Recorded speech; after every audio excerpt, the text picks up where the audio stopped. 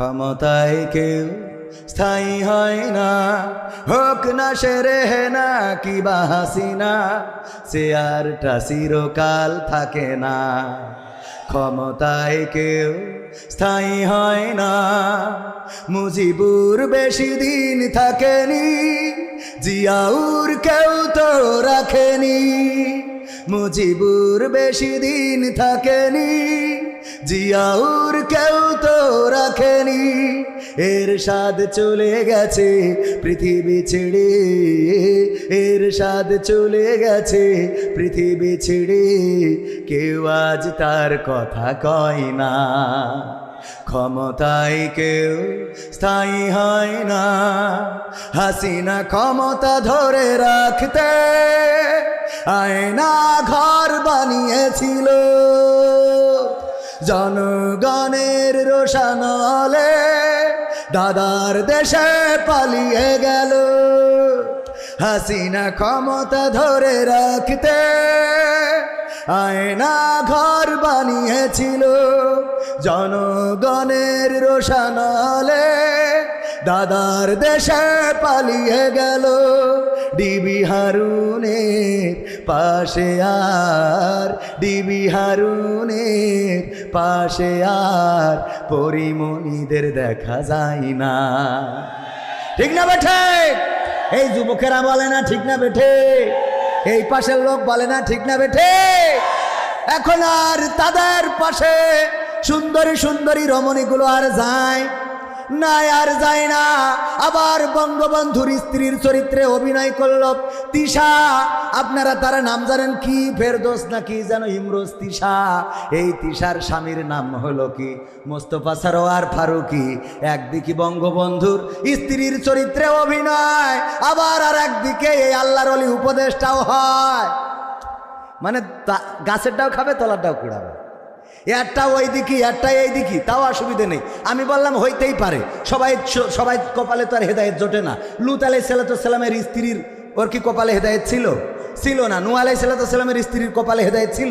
তা মোস্তফা সরোয়ার ফারুকি ধরি নিশ্চয় ওর আবুল হেদায়েত দান করিয়েছে, ওর স্ত্রী এখনো ওখানে আছে। হইতে পারে না? পারে না। আমরা সুযোগ দিতে চাই এই দেশের উন্নয়নে, দেশ সংস্কারে, দেশের মানুষের জন্য আপনারা এমন কিছু করবেন যেটা দৃষ্টান্তমূলক হয়ে থাকবে। কিন্তু এমন কিছু যেন না হয় যে এই বাংলাদেশে তর্ক বিতর্ক করতে করতে আবার আমার দিদি চট করে ঢুকে পড়ে।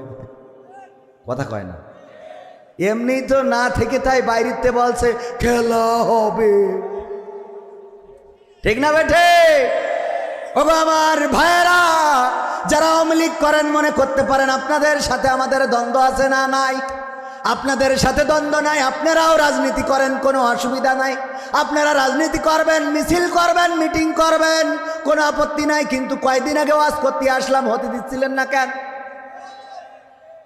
ওয়াজ করতে আসলাম, হতে দিচ্ছে তো, তাহলে সমস্যা না? আবার দেখে দেখে যতগুলো হুজুর আছে সবগুলোর নামে মামলা আছে না নাই?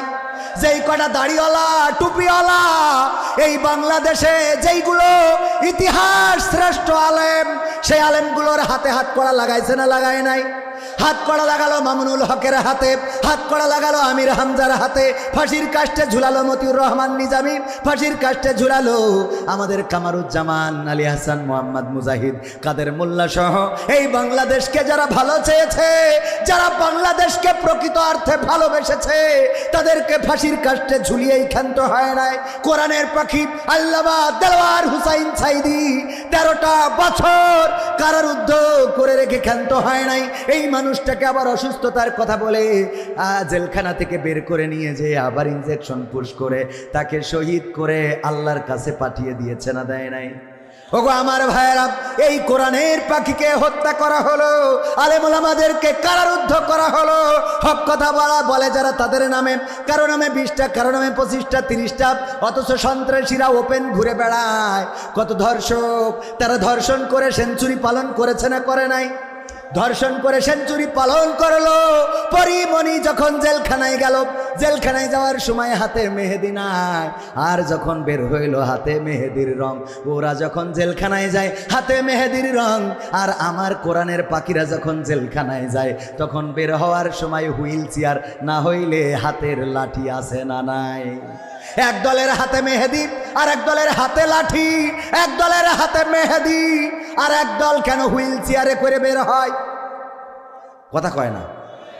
এইগুলো নিয়ে প্রশ্ন তোলার দরকার আছে না নাই? আপনারা এমন অন্যায় করেছেন যে অন্যায়ের কারণে নাখোশ হয়েছেন কে? জুলুমের সীমা যখন ছাড়িয়ে যায় কার সাহায্য চলে আসে? জুলুমের সীমা ছাড়িয়ে গেলে আল্লাহর সাহায্য আসে। সেটা ফেরাউনের জীবনী যদি পড়েন পাওয়া যায় না, যায় না।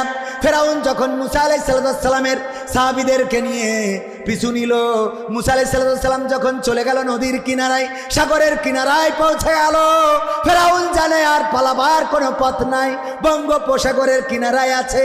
এবার হয় পানিতে চুবানি খাবে, না হয় আমাদের হাতে মারা যাবে। মুসা আলাইহিস সালামের সাহাবীরা বলল, ওগো মুসা, বিপদে ফেলে দিলেন আপনি আমাদেরকে। কেন বিপদে ফেললাম? এমন রাস্তায় নিয়ে এসেছেন যেই রাস্তার আর কোনো শেষ নাই। এখন মৃত্যুকে আলিঙ্গন করা ছাড়া আমাদের কোনো রাস্তা নাই।